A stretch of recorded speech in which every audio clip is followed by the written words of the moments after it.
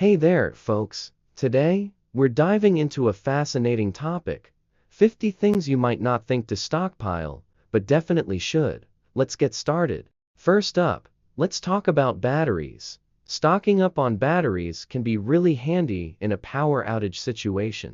And while we're on the topic of electricity, it's always a good idea to have some extra candles and flashlights on hand too. Moving on to hygiene and health.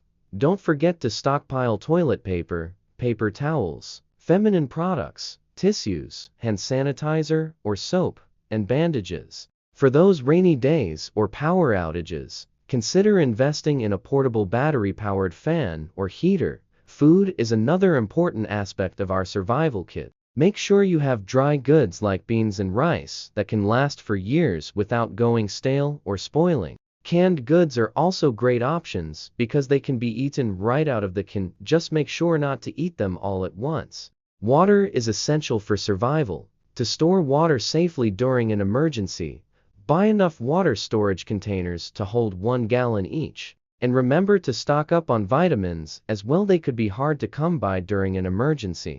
Lastly, don't forget about your pets. Stock up on their food and medicine too. Your furry friends will thank you for it. That wraps up our list of 50 things you should start stockpiling today. Thanks for joining me in this informative journey. Don't forget to follow and subscribe for more helpful tips and tricks. Stay safe and prepared.